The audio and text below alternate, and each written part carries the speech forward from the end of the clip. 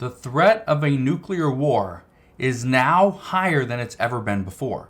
This is why the World Health Organization has given us a new statement and updated their medications needed for radioactivity. And I want to show you and explain what is going on.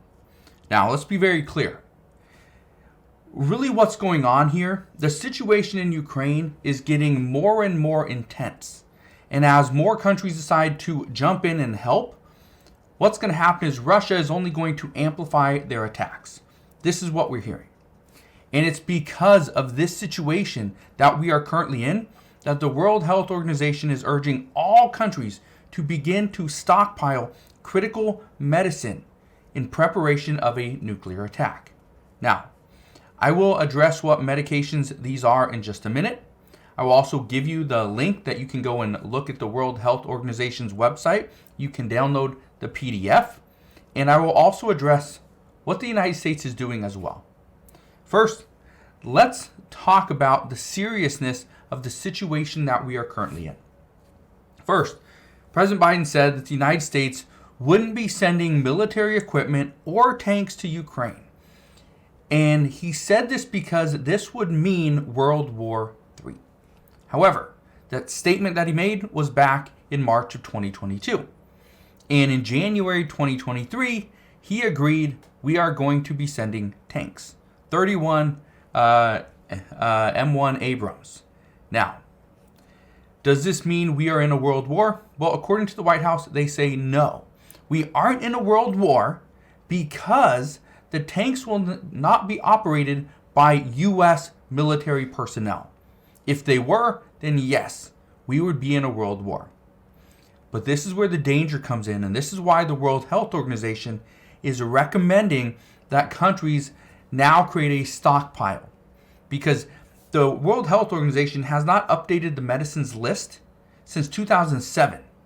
And now they decide to do it.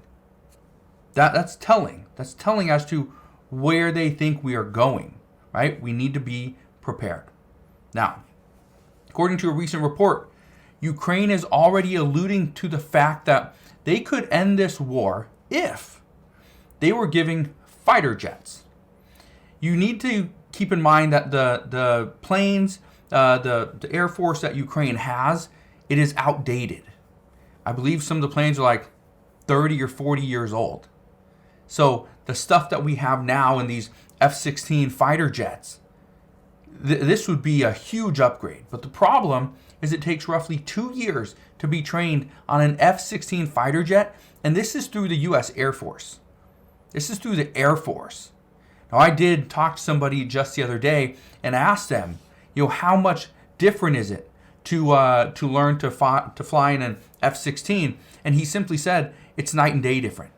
You would not know that if you were just a regular airline pilot, it is completely different. Not only do you have to learn how to fly it, but you also have to learn how to maintain it. That's a big issue. Which means, if the United States were to ever even consider sending F-16s to Ukraine, well, the U.S. pilots would need to be used. That would constitute a war. Now, Russia has already stated that they are not opposed to using and to really going nuclear, which is why the World Health Organization has issued this statement. They say, in radiation emergencies, people may be exposed to radiation at doses ranging from negligible to life-threatening. Governments need to make treatments available for those in need fast. Governments need to have ready supplies of life-saving medicines that will reduce risks and treat injuries from radiation.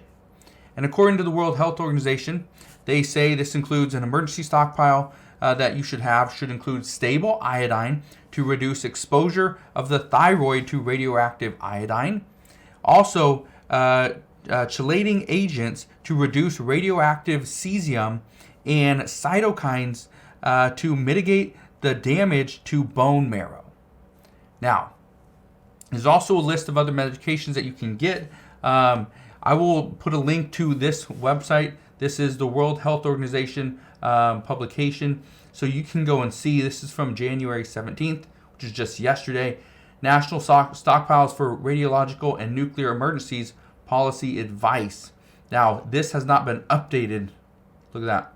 It supersedes the 2007 World Health Organization report on development of stockpiles for a radiation emergency. Now, you can go in here. There is 66 pages that you can go and read. Right here, you can go and there is a table of contents right here. So you come down here and you can start to see what you need to have, right? And how to use it, how to store it. It tells you all that information in this PDF. So that's really good. I will put that link down in the description box below so you can go and check it out if you want to. Now, in this PDF, this 66 pages, there is also a list of other medications that you could go and get. The medications that the United States government has already purchased, and I will address that in just a second. This doesn't include things to reduce more common illnesses like infection, vomiting, diarrhea, and there's some other bodily harm that radiation can cause. But the world, and again, you can go and see all that stuff in this PDF. But the World Health Organization, they say, and I quote, "This updated critical medicines list will be a vital preparedness and readiness tool for our partners to identify, procure, stockpile, and deliver effective countermeasures in a timely fashion to those at risk or exposed in these events." Okay. Now, just to give you an idea of where the United States currently stands as to what we have on hand, well, according to the Department of Health and Human Services, we have purchased $290 million of a medication called Nplate.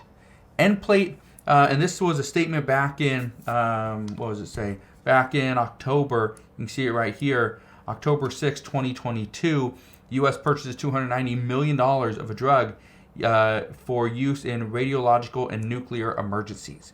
Now, according to the Department of Health and Human Services, they said back in October, and I quote, "We are purchasing this as part of long-standing ongoing efforts to be better prepared to save lives following radiological and nuclear emergencies."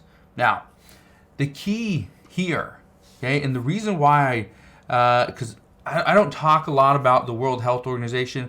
I don't talk a lot about medications in preparation of a nuclear war, because this is something that we haven't seen. Okay, it's highly unlikely we will ever get here because nobody wants to see a nuclear war. Nobody wants to go into World War III, which is why many people are somewhat predicting, and it's tough to say. And I feel bad for the people of Ukraine, but the United States will most likely let Ukraine fall. If it comes down to save Ukraine or go into save Ukraine by going into a world war, or let Ukraine just fall and let Russia take over, according to multiple reports, many experts, they're all saying the United States and NATO would turn towards letting Russia take over Ukraine. Okay? That is where they would. Ukraine isn't part of NATO.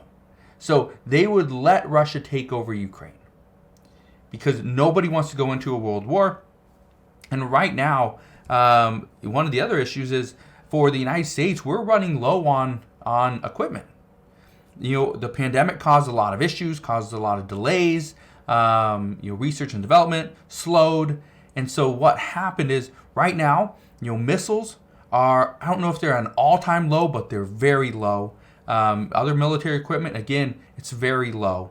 So we need to kind of ramp up our production first, and there's not enough time. So the expectation is if it comes down to choose save Ukraine, but go into a world war or let Ukraine fall, according to reports, NATO is just going to let Ukraine fall. We are not going to jump into a world war. So that's what we know, but I just want you to understand what is going on so you can be prepared as well. And just understand that this statement from the World Health Organization, this news that's coming out, this is important, but at the same time, I don't think we need to rush out and go buy all these medications if you can get them.